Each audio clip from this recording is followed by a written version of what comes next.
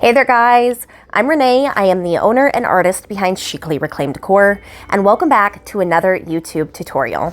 Today I'm going to be taking you through the process of how I transformed this stovetop espresso coffee maker into this beautiful French Country Farmhouse inspired design. We'll be going over just how easy it is to use decoupage paper and molds, as well as many other painting tips and tricks thrown in along the way. So if that's something you're interested in learning, guys, stick around because that's what we're going over today. After thoroughly cleaning this rusted thrift store find, I am going to be priming it with Paint Couture's Premium Plus 2-in-1 Bonding and Blocking Primer. I'm doing this so my paint has something to adhere to for a lasting finish. Be sure to stir your product thoroughly before you begin, and I'm going to be using this small artisan brush. This is a brush by Capital Crafts, and it is to be released here very soon. If you're interested, be on the lookout for that. And as you can see here, I'm going about stippling this product in place because I want there to be a little added texture to the overall finish. So I was actually looking for a more functional stovetop espresso maker for my own, coffee needs. But I found this guy and it was rusted shut. So I thought, why not showcase another version of what you can create with upcycled or repurposed materials? When I'm doing mold work, I always like to have extra molds lying around just so I don't waste any of my resin. And that's where these little floral molds came from. These are leftovers. And I'm just going to use them to accent the top of this little stovetop coffee maker. I like to use Type-On Quick and Thick. This is a great multi-surface glue, and I'm just going to put a thin, even layer on the back of my mold, and then I'm going to press it into place and wipe off any excess glue that may seep out the side, and then continue on with that process of gluing down my molds. And if you're new to my channel, please do like, comment, and subscribe so you can be notified when I upload new tutorials. And the instructions for my Type-On glue say to clamp down for about 20 minutes, and so that's what I'm going to do with this painter's tape.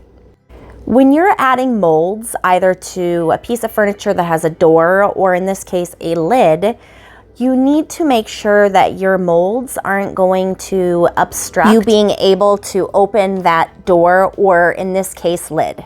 So that's why, as you can see here, I am cutting the edges off of this mold so they don't hang over. Now that everything is cut to fit, I'm just going to continue on with that same process to adhere these molds.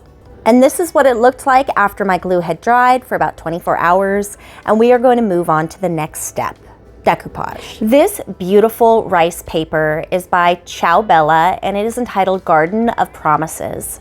When you are decoupaging, it is important to lay down a light colored paint, preferably white, before you apply your paper. That way the true colors and the decoupage designs can show through. For my white base, I'm going to be using Paint Couture Paint's Italian Ivory. This is part of their acrylic mineral line of paint. It has amazing self-leveling capabilities, and it's also available in a variety of sizes, starting from 2 ounces on up. Next up, I'm going to be picking which designs I want to remove from this Ciao Bella rice paper. If you have a water pen, that's great, but I'm just going to be using a wet paintbrush. And as you can see here, I'm just using it to trace around the image or design that I want to remove from the rest of this rice paper. It is preferred that you remove your rice paper this way because it provides a nice feathered edge for your paper to more easily blend into on your project.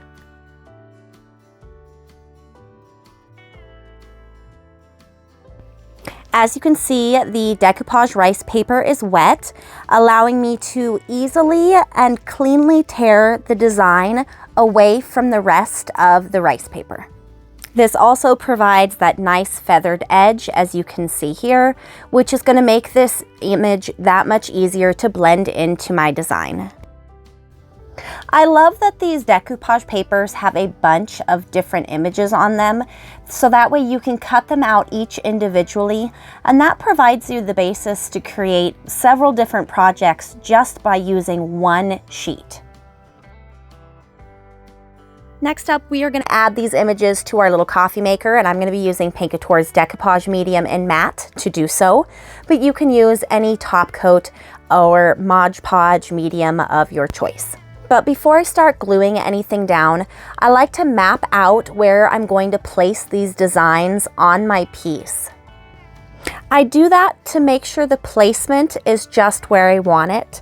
Like here, for example, I really wanted these florals to be centered. It also helps me to see any adjustments that I may need to make. As you can see here, that bottom image was just hanging a little bit too long over the bottom. So I did the same thing. I wet down that edge and then I just tore off that extra. Before you start decoupaging, you want to make sure to have either a little piece of plastic or saran wrap, something so you can easily push out any air bubbles that may be present during the process. It's really important to work section by section when you are decoupaging. So I'm going to start on the right side and I'm going to lay down a thin layer of this decoupage medium. Then you're going to take your little scrap piece of plastic and pressing firmly, you're going to start from the center, moving outward.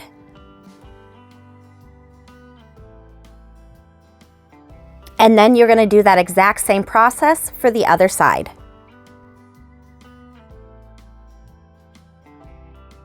And I'm going to finish this off by brushing the decoupage medium over the entire design. At this point, if you notice you have air bubbles, you can take your little piece of plastic and do the same thing as before, starting from the center and pushing outward. This should remove any leftover bubbles and seal your decoupage image. And then I just continued with that same process to adorn this coffee pot with these Ciao Bella designs.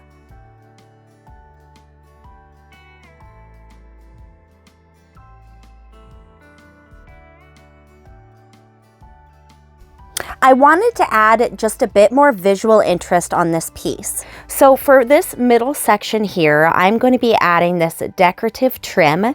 This is an IOD or Iron Orchid Designs. This is one of their trimming molds. I'm going to be using air dry clay to create this mold. So I'm going to be dusting this silicone with cornstarch. This is going to make it so my mold releases nice and clean and easily, and I get all the detail that I can in this little mold. I'm going to take this DOS air dried clay, you can find this on Amazon, and I'm going to roll it into a little tube that's about as long as my trim, and then I'm just going to go about pushing it into this mold. Then using something with a straight edge, like a palette knife, I'm going to scrape off the excess that is on top. And then I'm going to follow the same process as before to glue this mold in place.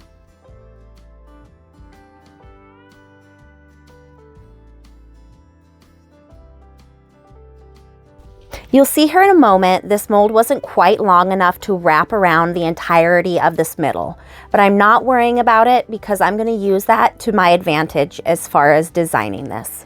I'm going to be using this iFlex wood product. This is one of their key moldings, and I'm going to use this to apply here in the middle so it actually looks like that was just part of the design.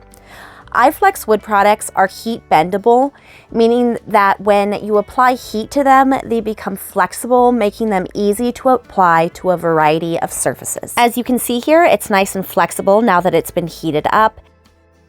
Once I've applied my glue to the back, I'm going to set it where I want it on my piece. Then I'm going to warm this mold up with a heat gun or a blow dryer. And once it is warm, I'm going to press it down firmly to adhere it to this piece. And again, using a wet paintbrush, I'm just going to wipe off any excess glue. And I'm going to follow that same process to adhere another iFlex wood product, key molding, to the other face on this coffee pot.